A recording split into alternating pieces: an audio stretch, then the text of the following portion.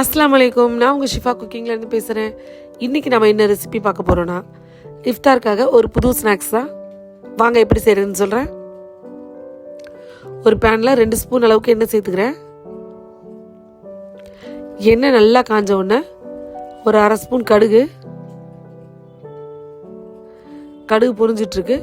இப்போ ஒரு ஸ்பூன் அளவுக்கு முழு உளுந்து இதில் சேர்த்துக்கிறேன். இந்த உளுந்து வந்து நல்லா கொஞ்சம் கலர் மாறணும்.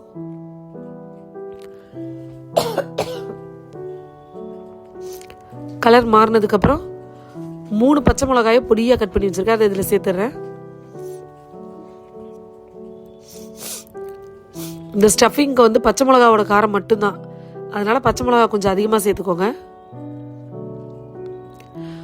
ஒரு கொத்து கருவேப்பிலையை பொடியாக கட் பண்ணி அதை இதில் சேர்த்துடுறேன். எல்லாமே எண்ணெயில் கொஞ்சம் நல்லா ஃப்ரை ஆகட்டும். ஒரு பெரிய வெங்காயத்தை பொடியாக கட் பண்ணி இதில் சேர்த்துக்கிறேன்.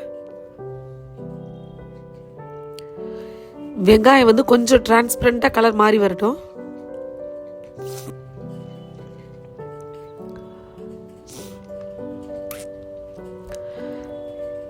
பாருங்க, கொஞ்சம் கலர் மாறி வந்துருச்சு. இப்போ இதில் 1/2 ஸ்பூன் இஞ்சி பூண்டு பேஸ்ட் சேர்த்துக்கிறேன்.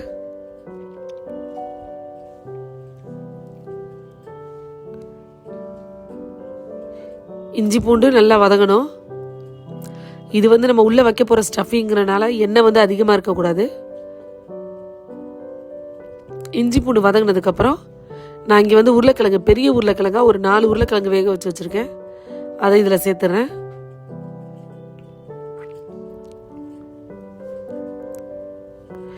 இப்போ இந்த உருளைக்கிழங்கு கூடவே வேக வச்ச பட்டாணி ஒரு 1/4 கப் இருக்குது, அதை இதில் சேர்த்துறேன்.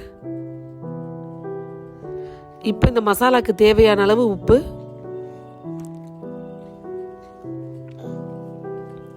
ஒரு 1/4 ஸ்பூன் மஞ்சள் தூள், கொஞ்சமாக ஒரு சிட்டிக்கு அளவுக்கு பெருங்காயம் சேர்த்துக்கிறேன்.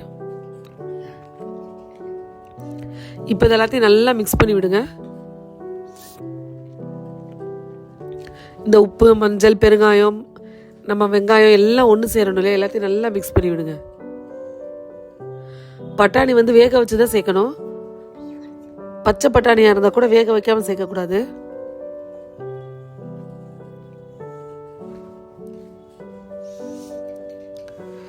எல்லா மசாலா எல்லாம் நல்லா ஒன்றா மிக்ஸ் ஆகட்டும்.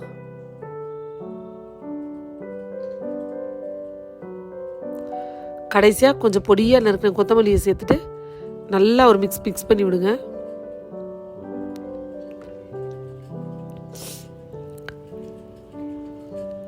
இப்போ நீங்கள் அடுப்பு ஆஃப் பண்ணிவிட்டு நல்லா மிக்ஸ் பண்ணி விடுங்க. ஏன்னா அடுப்பில் இருக்க கொத்தமல்லியோட கலர் சேஞ்ச் ஆயிரும், அதுக்காக.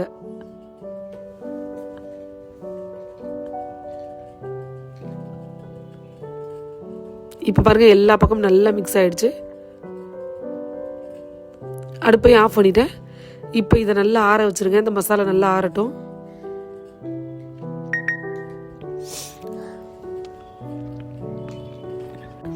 இப்போ நான் ஒரு பவுலில் 3 ஸ்பூன் கடலை மாவு எடுக்கிறேன். இது வந்து நான் வீட்டிலே கடலைப்பருப்பு, அரிசி 2 சேர்த்து அரைச்சி வச்சுருக்கேன். நீங்கள் கடையில் வாங்கின கடலை மாவு சேர்த்திங்க அப்படின்னா ஒரு 3 ஸ்பூன் கடலை மாவுக்கு ஒரு 1/2 ஸ்பூன் அரிசி மாவு சேர்க்க வேண்டியது இருக்கும். இதில் 1 ஸ்பூன் மிளகாத்தூள், தேவையான அளவு உப்பு, ஒரு பிஞ்ச் அளவுக்கு சமையல் சோடா சேர்த்துருக்கேன், அதாவது ஆப்ப சோடா. இதை இப்போ தண்ணி ஊற்றி பஜ்ஜி மாவு பதத்துக்கு கரைச்சிக்கோங்க. நீங்கள் கடையில் வாங்கின கடலை மாவாக இருந்தால் கண்டிப்பாக அரிசி மாவு சேர்க்கணும்.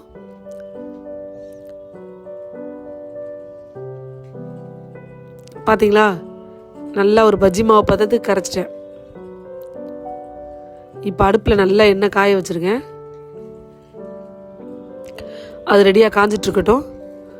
அதுக்குள்ளே அந்த ஸ்டஃபிங் வந்து நல்லா ஆறிடுச்சு. இதை நம்ம சின்ன சின்ன உருண்டைகளாக உருட்டி வச்சுக்கலாம்.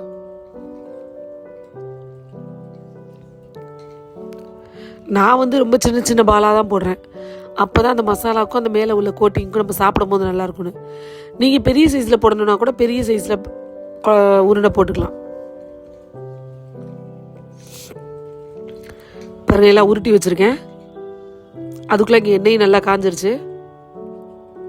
இப்போ அந்த உருண்டைகளை எடுத்து பஜ்ஜி மாதிரி இந்த மாவில் போட்டு எல்லா பக்கமும் நல்லா கோட் ஆகிற மாதிரி பரட்டி விட்டுட்டு அப்படியே வந்து 2 விரலை வச்சு எடுத்து போட்டுருங்க. அவ்வளோதான். அடுப்பை வந்து ஒரு மீடியம் ஃப்ளேமில் வச்சுக்கோங்க. ஏன்னா அந்த கடலை மாவு வந்து போட்ட உடனே சீக்கிரமாக கறிக்கிறோம். அது கொஞ்சம் நல்லா வெந்து மொறுமொறுன்னு ஆகி வரணும். அதனால தான்.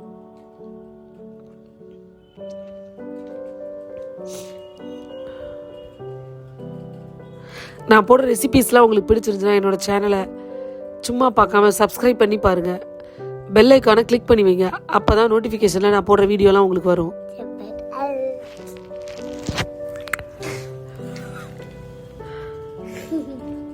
இப்போ எல்லாத்தையும் திருப்பி விடுறேன்.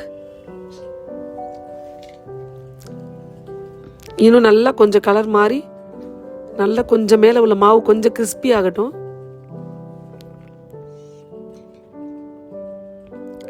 பார்த்தீங்களா, மாவு நல்லா கிறிஸ்பி ஆயிடுச்சு. பார்த்தாலே தெரியுது பாருங்க.